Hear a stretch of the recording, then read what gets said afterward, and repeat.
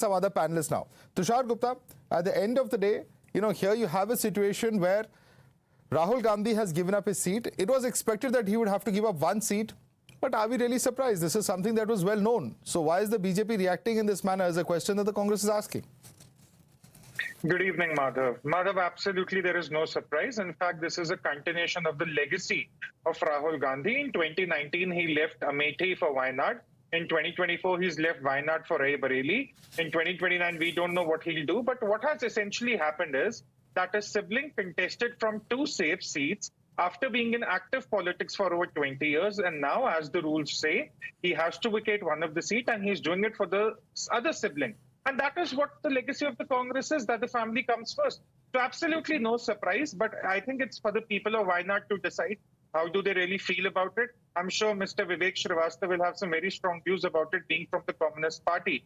But this is what Vijayan had highlighted during the elections, that if Rahul Gandhi cannot find a seat in the north, that is when Rahul Gandhi had not decided upon Raebareli, why come for a safe seat in the south if you have to leave it later?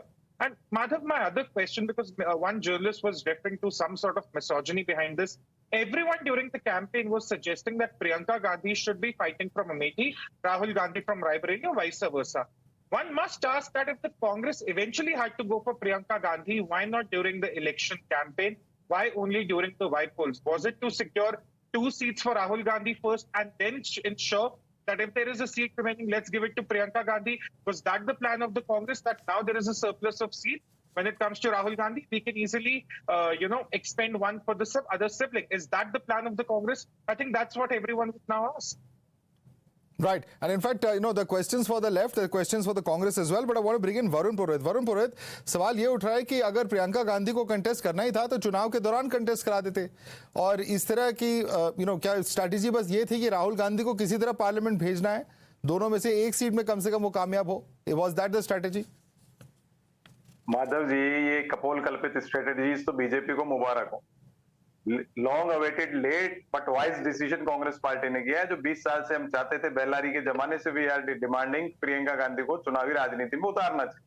आज प्रियंका गांधी इंदिरा गांधी का अक्स है, तो जो कांग्रेस की विरोधी parties हैं या विरोधी रहे हैं गांधी परिवार के, उनके ऊपर बिजली गिर रही है, वो परेशान हो रहे हैं. अब राहुल गांधी की सेफ सीट, भाई दोनों जगह से जीते राहुल गांधी. आप तो 400 पार हो रहे थे, आपके तो मोदी की गारंटी हो रही थी, फिर हरा लेते राहुल गांधी को अमेठी से या कहीं से भी, रायबरेली को हरा लेते, वायनाड से हरा लेते. अब ये खुद की बात नहीं कर रहे, विजयन की बात करेंगे, कम्युनिस्ट पार्टी की बात करेंगे. जो अभी मिश्रा जी ने कहा लटकाना भटकाना, अब इनको कोई जवाब तो सूझ नहीं रहा है, क्योंकि इनका तो दिमाग ही आउट हो गया प्रियंका गांधी की चुनावी राजनीति में आने से. इंदिरा गांधी के अक्स से इतना घबराते हैं ये लोग.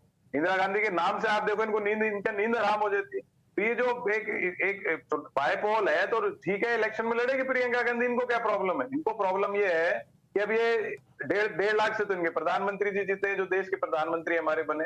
अब क्या होगा? सर, लोकसभा चुनाव अगर इतना असर होता और इतना आप डरा रहे हैं तो लोकसभा चुनाव में उनका इस्तेमाल कर लेते और इफेक्टिव होता शायद.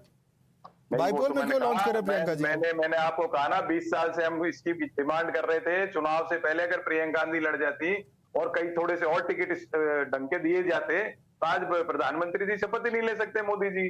लेकिन अब थोड़ी तो विपक्ष में मैंने कई बार कहा, विपक्ष का ग्लैमर बना नहीं, मोदी जी का ग्लैमर रहा नहीं. तो बीजेपी, वरुण जी, बीजेपी भी यही सवाल उठा रही है. वो कह रही है कि टिकट आपने सही नहीं बांटे रायबरेली और वायनाड में. वो भी तो यही कह रहे हैं. बीजेपी तो इररेलेवेंट होती जा रही है, मोदी सेंट्रिक बीजेपी तो ये तो इररेलेवेंट हो चुकी है. अब पब्लिक इनको बिल्कुल रिजेक्ट कर चुकी है.